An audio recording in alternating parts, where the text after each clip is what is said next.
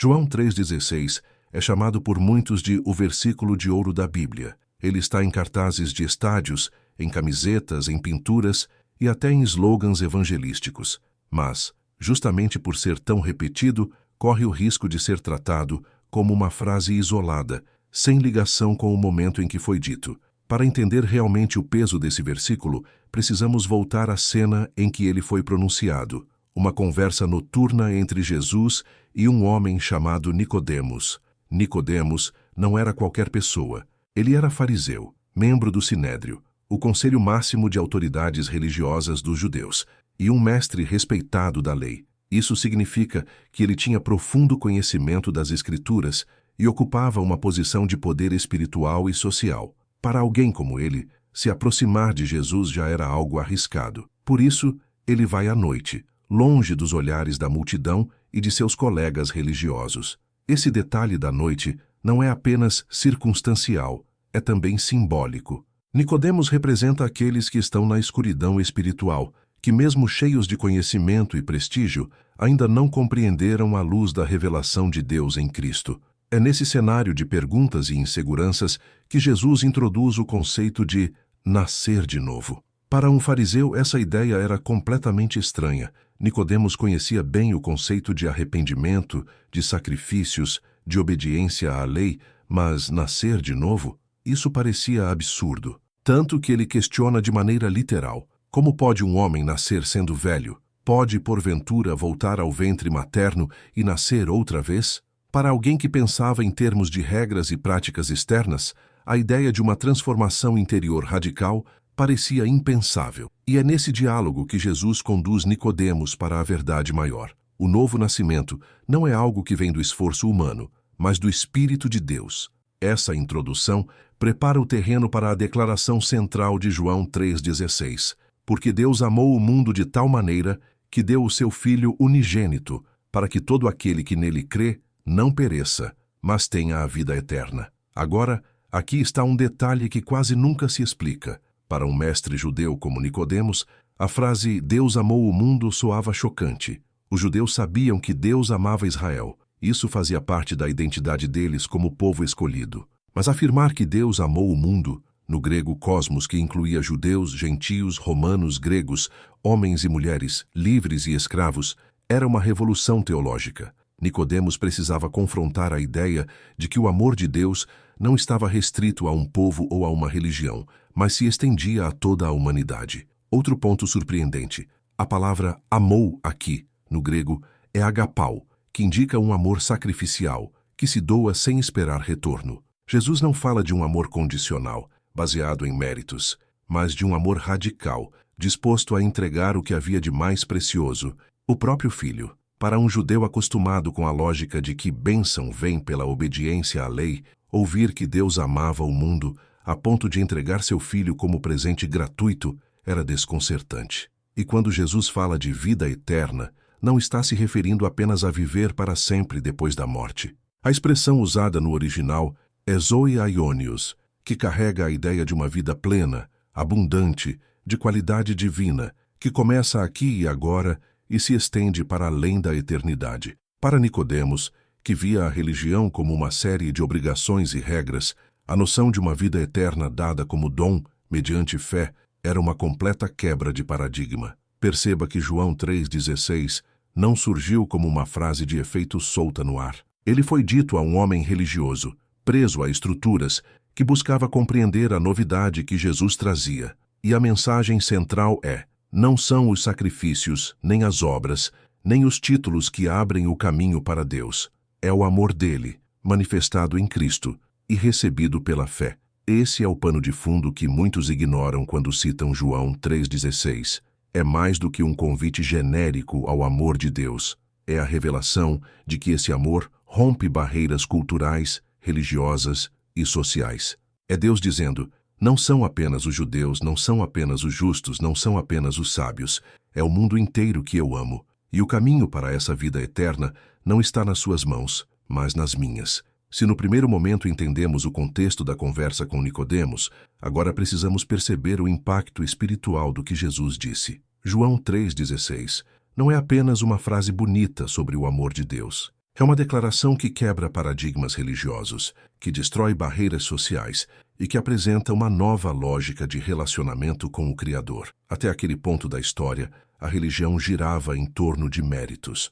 Para os judeus, a bênção de Deus estava ligada à obediência à lei, aos sacrifícios, às tradições. Para os fariseus, como Nicodemos, o relacionamento com Deus passava por regras e práticas externas. Mas Jesus traz uma revelação completamente nova. A salvação não é resultado de esforço humano, mas de graça divina. Deus amou, Deus deu, e quem crê, recebe. Simples assim, mas revolucionário. Essa frase, todo aquele que nele crê, é ainda mais radical quando entendemos seu alcance. Não são apenas os judeus, não são apenas os que seguem as tradições, não são apenas os moralmente corretos. A expressão todo aquele abre a porta para ricos e pobres, para homens e mulheres, para os puros e os impuros, para os que estavam dentro e para os que estavam fora.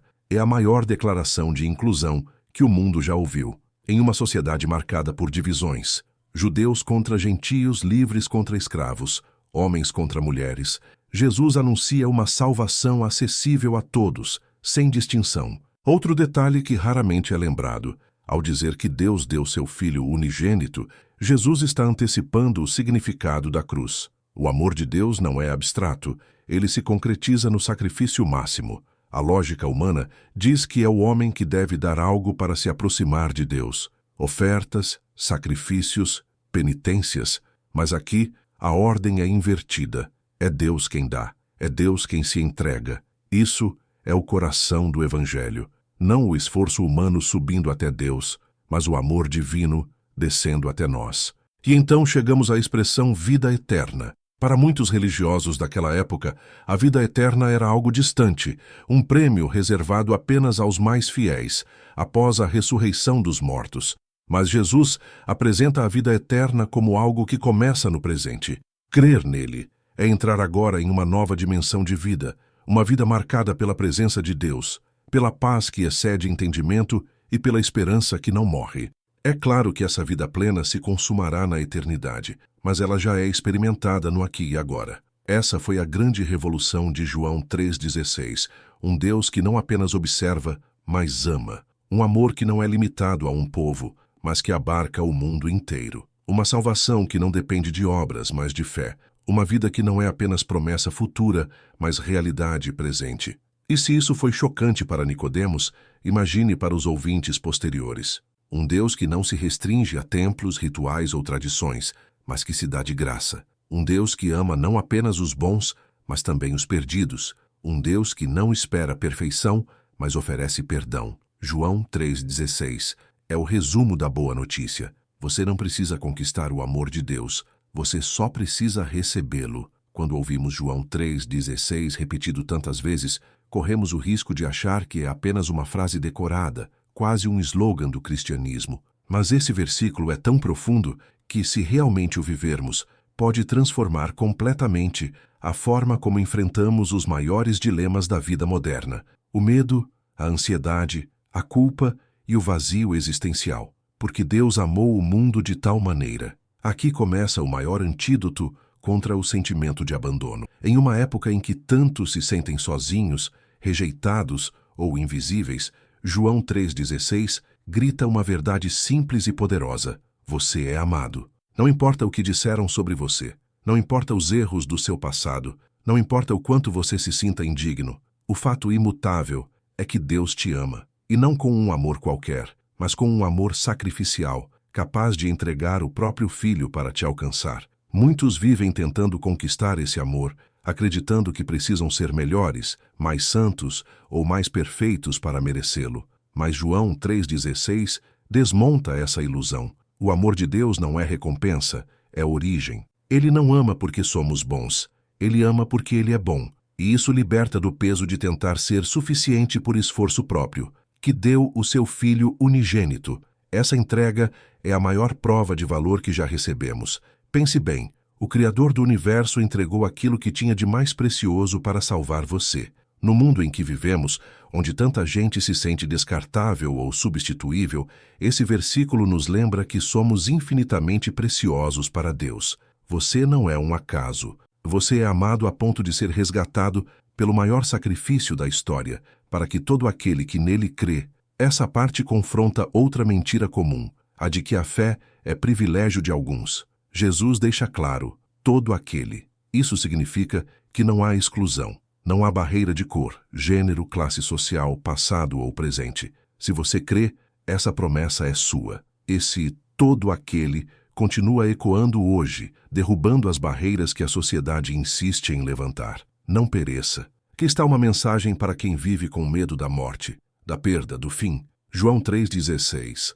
Não promete que nunca teremos lutas ou sofrimentos, mas garante que a nossa história não termina na derrota. Em Cristo não há fim, apenas começo. Não há perdição, mas redenção. Isso muda a maneira como enfrentamos crises, diagnósticos médicos, dificuldades financeiras ou relacionamentos quebrados.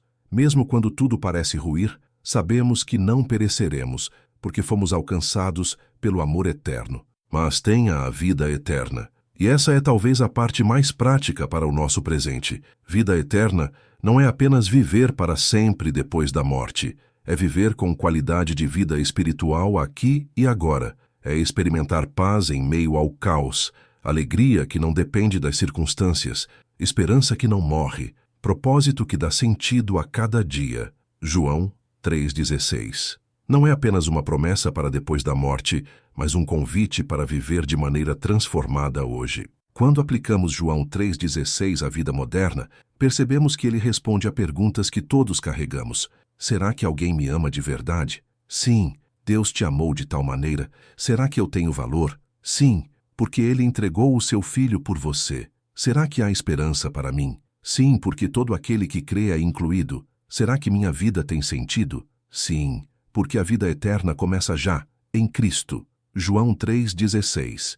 É mais que um versículo. É uma declaração de identidade, de valor e de destino. É a notícia que cura a ansiedade, que vence a solidão, que elimina a culpa e que dá coragem para enfrentar o futuro. Se essa palavra falou com você, eu quero que escreva nos comentários. Eu creio no amor de Deus. Essa confissão simples é poderosa e pode transformar não só a sua fé, mas também encorajar outros que vão ler. Não esqueça de deixar o seu like neste vídeo, porque isso ajuda o YouTube a levar essa mensagem para milhares de pessoas que precisam ser lembradas do amor de Deus. Se inscreva no canal Despertar com Deus e ative o sininho para não perder os próximos estudos da nossa série. E no próximo episódio, vamos mergulhar em outro texto muito conhecido, mas cheio de revelações ocultas. O que você nunca ouviu sobre as bem-aventuranças. Prepare-se, porque o que parece simples vai ganhar uma profundidade que vai mudar sua maneira de ver o Sermão do Monte.